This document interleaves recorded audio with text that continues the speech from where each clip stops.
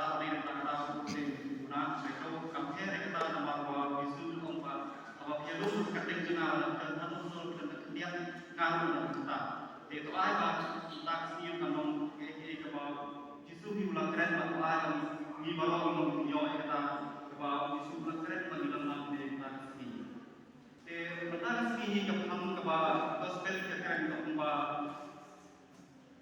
Omdan pala ang sunan nga ganda ino na iin katawatan. Katahi kama Jisu kan ang kursi dre dan sibo pa chimot.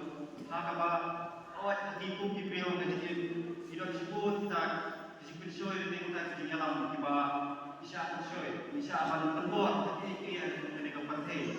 Han awat dikit para lagi tang kata kita trong cái này phần thể làm cái quyền chúng ý im lặng bằng những cái kita ini kita kalau disuruhkan versi dan kita cuma kita kasih bahwa ada kita menang pasta im lặng di kita sebut pak kita cipin show ke pemilik itu nanti kita cipin pemilik itu lagi awal ada kita disuruh panggil kuliah mau kita sepak seperti ini dan ada kita dia kita ha mesti melihat cipin membuat jumlah nilai yang diberi. Ya pun yang kita ini kalau umat beliau sewa mereka jikuliah menungkong dan kita berjusta. Ini malah untuk yang bawa kerajaan. Kita ada ini kepada digitif pang ini bagi yang kita dan partai mengalih school. Dari ini partai yang kepada masyarakat jumlah aktif kita di akhir kita boleh mulai ini menjadi kita. Kami bagi dulu ini ada sikit. Idon kami boleh nakapagput di pay boleh.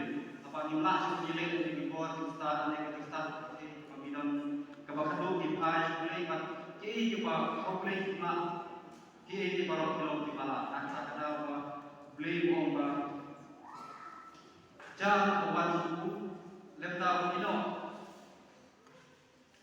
ino yang lagi di pang ani di perang nanti siapa isi yang lagi di pang dan masih apa ada yang buat untuk kita dibacakan dan untuk kita dibutuh itu kalau idon kam batu ikan di pang hadir dalam kemas itu kamu batu begitu minum buruk sudah di pang dan di para tadi di dalam hijau dari ini ke bawah semua kami dalam ada kalau kau mani akan lah ada ibu yang ini faham ada ibu mana bentar dan kamu bentar ilek penyalam tapi cuma bentar boleh kamu kalau ada ibu itu di faham ilek dia bisa lo ada ibu lo jalan di faham dengan para kamu Yesus lalu lupa maka sibuk ilek dalam ada buat sebut surat sebut di sini kita tentang Ibrahim Ibrahim dan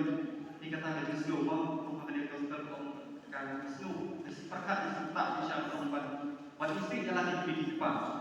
Sendiri Yesus ini bentuk kita kan kami Yesus sepakat ini. Kalau dia pada kita teh beliau boleh bisa kantor di depan dan di depan saya ini deh.